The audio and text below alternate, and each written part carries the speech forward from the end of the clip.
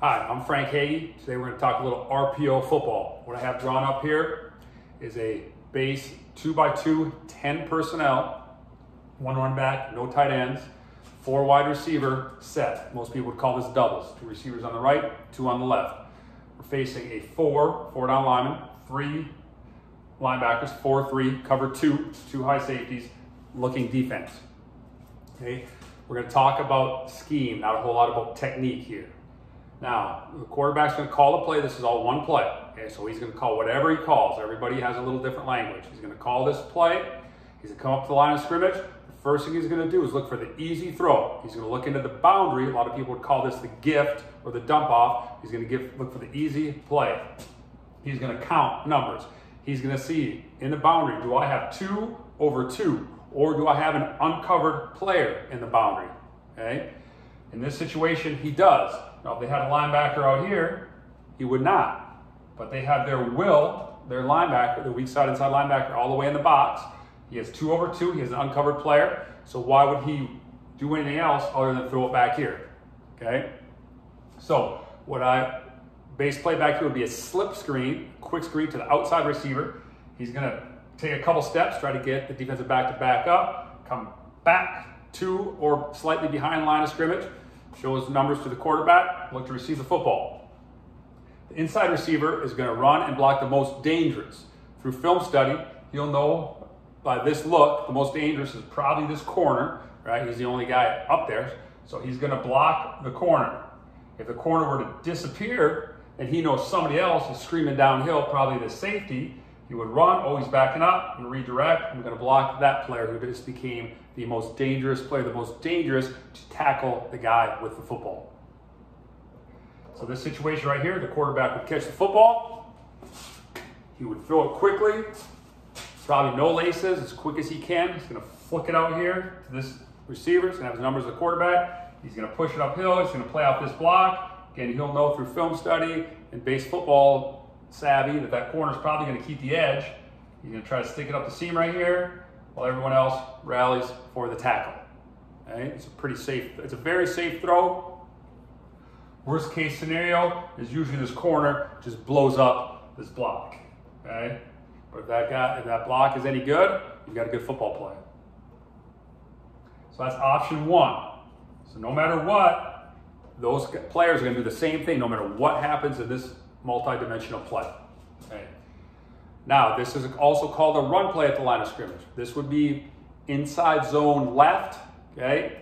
You could run any play. You could run power. You could run tackle ISO. You could run draw. You could run really whatever run play you wanted, but the most typical probably is inside zone. And zone means you block an area, not a man. So this left tackle, he's got whatever shows in the C gap, his gap, to his left.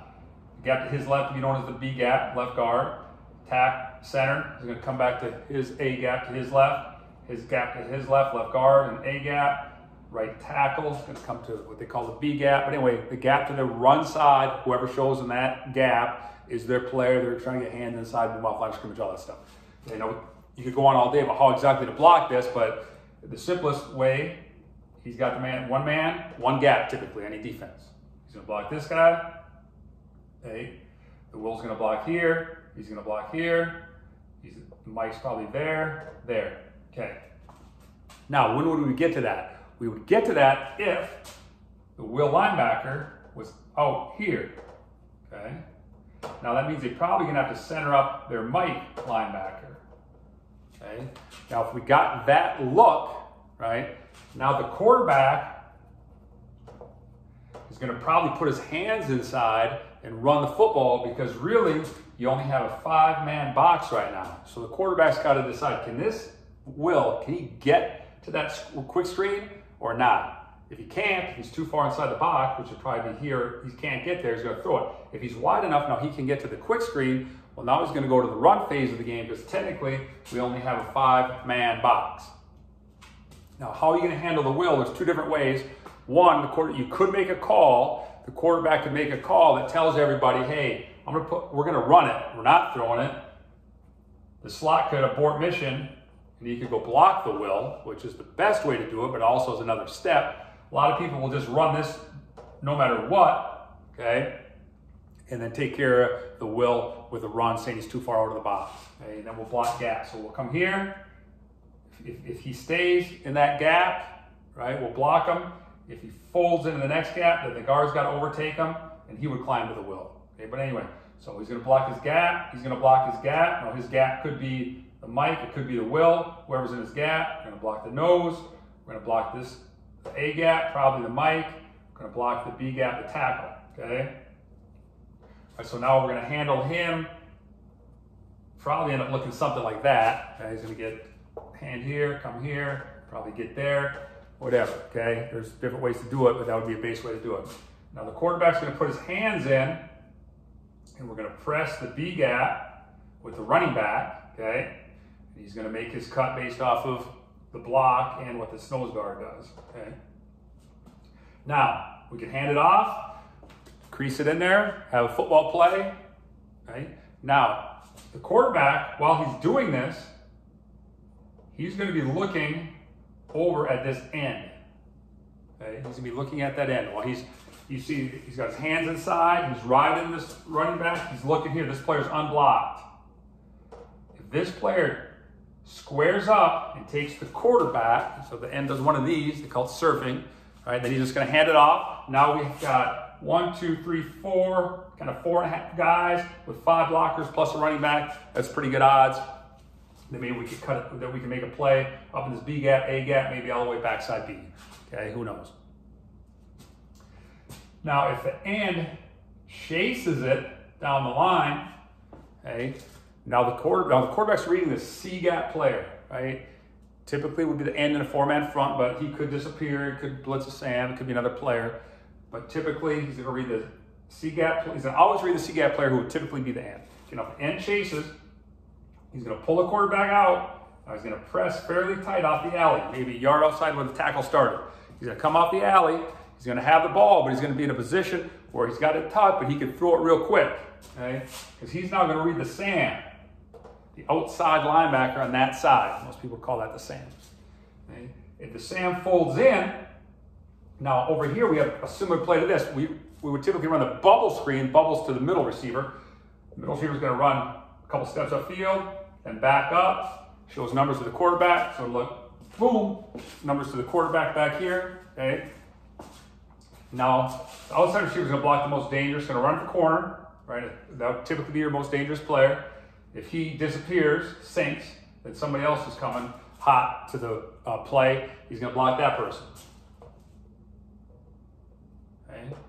So if the quarterback pulls it, the Sam comes, he can throw it out there. If the Sam sits or he's out there, now he's going to run it himself. Okay. And the Sam will be out of the play. Now he could throw this pre-snap if he wanted over here. Okay. If let's say the Sam lined up there, and they just left him wide open. Never let him leave an uncovered player, right? It's got to be rule 1 in spread offense. Never let him leave a player uncovered. Just zip it out there. Boom, you're almost dangerous. You got to play. But typically, they're not going to do that. You might get that once, and then they're going to extend the Sam linebacker out there, and now you're going to get to your read phase. Okay. So that's the base RPO play that most any of these spread offenses are running. Right? First choice, throw it in the boundary. Okay. They take that away, hands in, look to the run. If they're going to add another player from the front, pull it out, throw it out in the perimeter. Okay? It's option football where you don't have to block everyone, and you have a good chance at every play. Like for instance, let's say you just call the bubble screen in the boundary, and you're going to run bubble screen no matter what. Well, they have too many players over there. Well, you're just throwing it out there, and you know you're going to lose. So why not give yourself a chance? So, oh, they have too many players. Oh, now we can run it, and we increase our chance. That's the modern version of what's going on in football today. Again, Frank Hagee, thank you.